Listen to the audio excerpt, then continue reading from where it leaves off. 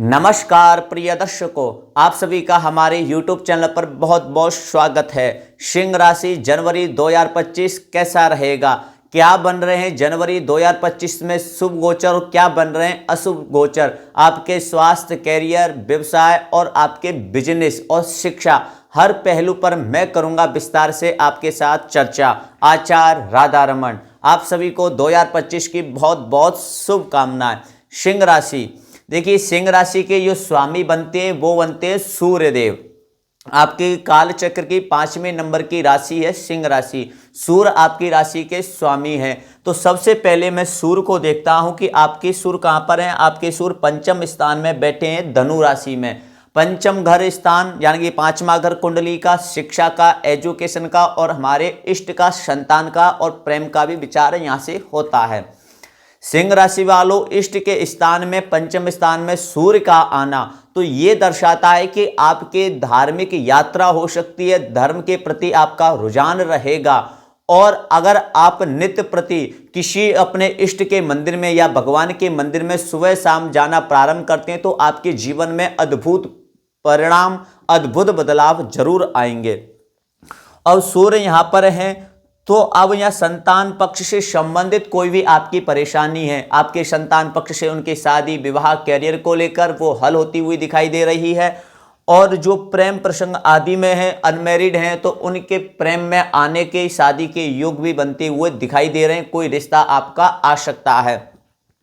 अब सिंह राशि वालों, सूर्य की 7वीं दृष्टि 1 2 3 4 5 6 7 7वीं दृष्टि बुध राशि पर है, आय स्थान पर। सूर्य बुध की दृष्टि से संबंध बने या बुध सूर्य के या सूर्य के बुध से बने तो बुध आदित्य योग बनता है सिंह राशि वालों। तो आमदनी, आय के क्षेत्र में आप बहुत अच्छा करने वाले हैं क्योंकि सूर्य की दृष्टि 7वीं दृष्टि आय स्थान के यानी कि लाभ स्थान पर है। आप कोई बिजनेस, व्यवसाय या कोई धंधा या कोई नौकरी करते हैं तो उसमें आपकी पदोन्नति हो सकती है, बिजनेस आपका ग्रोथ हो सकता है और आय आपकी यानी कि आपकी आमदनी बढ़ने वाली है। सिंह राशि वालों, ये तो आपके लिए शुभ है, लेकिन एक स्थिति है कि राहु आपके अष्टम स्थान में बैठे हुए हैं, मीन राशि में बैठे हैं यानी कि चांडाल योग बनाकर बैठे हुए हैं।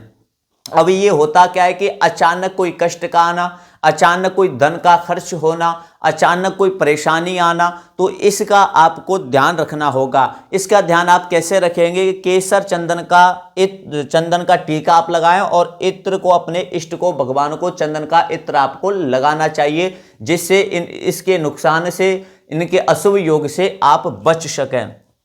सिंह राशि वालों, अब मैं बात करूं, देखिए आपके गुरु आपके कर्म क्षेत्र में बैठे हैं, शत्रु राशि में बैठे हैं यानी कि शुक्र की राशि में बैठे हैं कारक क्षेत्र में।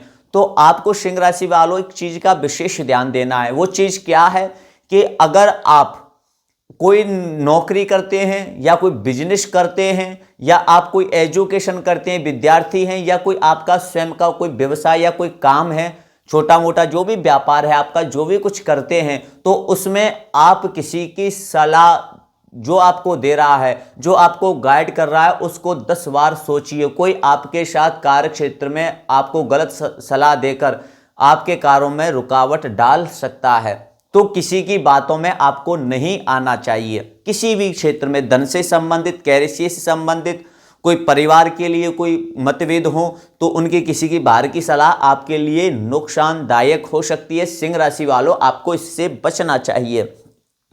आपको एक विशेष सूचना सिंह राशि वालों कि अगर आप अपनी जन्म कुंडली का विश्लेषण करवाना चाहते हैं, अपनी समस्याओं का समाधान करवाना चाहते हैं मेरे द्वारा, तो वीडियो में दिए हुए नंबर पर आप संपर्क कर सकते हैं। डायरेक्ट कॉल ना करें, व्हाट्सएप पर मैसेज करें।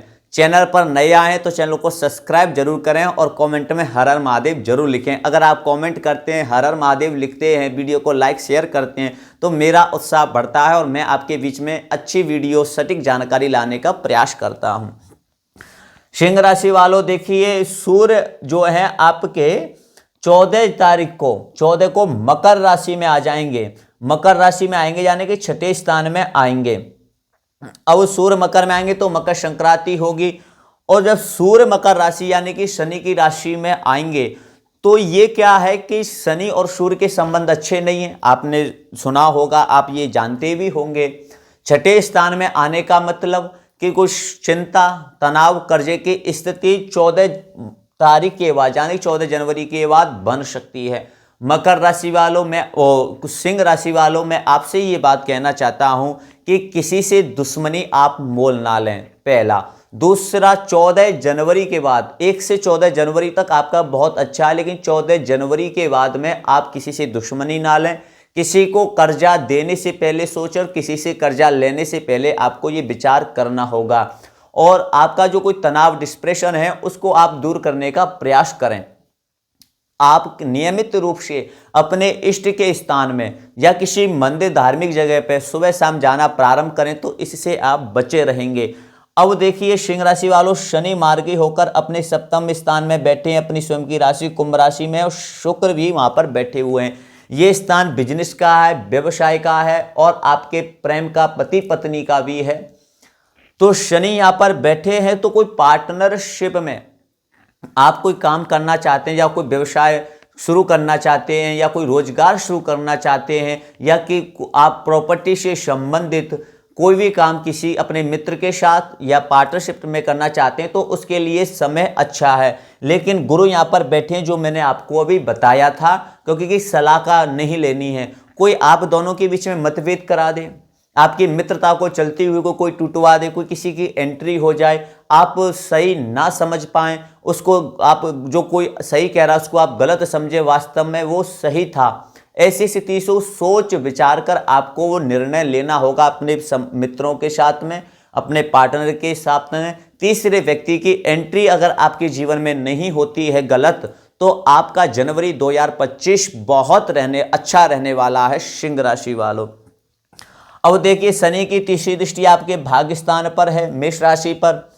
तो अब मंगल आपके चतुर्थ भाव में बैठे हैं, कर्क राशि में अस्त होकर बैठे हैं। अब मंगल अस्त होकर भाग्यस्थान का स्वामी व्यय स्थान में जाना है, तो आप कोई विदेश में जाने की सोच रहे हैं, किसी काम से, व्यापार के, बिजनेस के, या कोई नौकरी के या एजुकेशन के लिए, कुछ भी के लिए आप सोच रहे हैं, या आप अपन यहाँ पर आपका जन्म हुआ है किसी देश, उस स्थान को छोड़कर, या किसी राज्य में या विदेश में, और या कोई आप जमीन भूमि खरीदना चाहते हैं कहीं, तो उसमें आपको थोड़ी सी सावधानी रखनी होगी, क्योंकि मंगल कर्क राशि में अच्छे परिणाम नहीं दे सकते हैं। प्रॉपर्टी, भूमि, जमीन जायदाद से संबंधित आपको जो है विशेष सावधानी खरीदने में, बेचने में, वो आपको रखनी चाहिए सिंह राशि वालों। सिंह राशि वालों, केतु बुध की राशि में सेविंग स्थान में बैठे हुए हैं। अब मिथुन राशि में केतु बैठे हैं तो अच्छे परिणाम देते हैं और आपके सेविंग को भी कहीं ना कहीं बढ़ाएंगे। सिंह राशि वालों, मैंने जो आपको बताया ये आप पर सटीक होगा। कैसे होगा?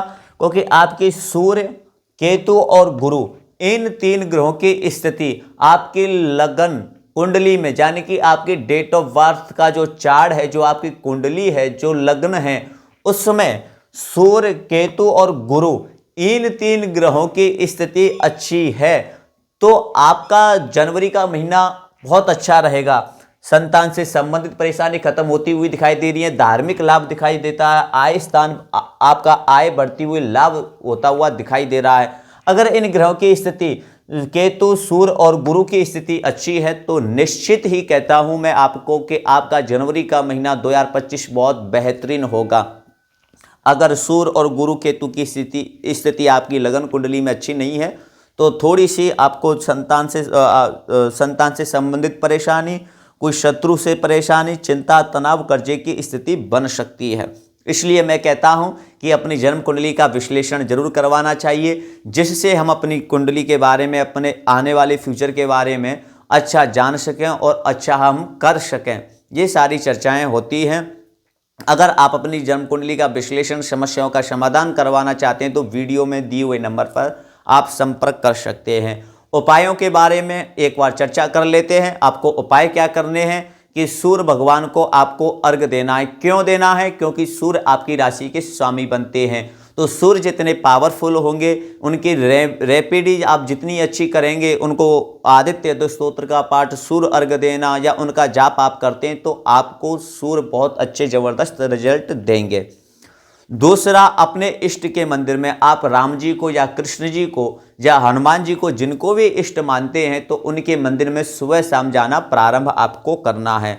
तीसरा, आपको 3 चीज़ों से विशेष सावधानी रखनी है। पहला, कि पीली चीज़ों का, खाने पीने से संबंधित लेकर कपड़े से संबंधित और धार्मिक चीज़ों से संबंधित, इन चीज़ों का गिफ्ट आपको ना किसी को देना है और ना किसी से गिफ्ट लेना है। अगर आप ऐसा करते हैं तो 8वां स्थान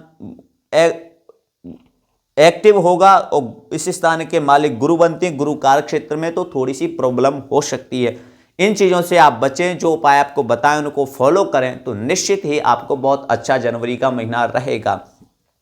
मुझे दीजिए आज्ञा, मिलता हूं मैं आपसे अगले वीडियो में। आप सभी को पुनः 2025 की बहुत बहुत शुभकामनाएं। आपका जीवन मंगलमय हो। धन्यवाद। जय श्री कृष्णा। हर हर महादेव।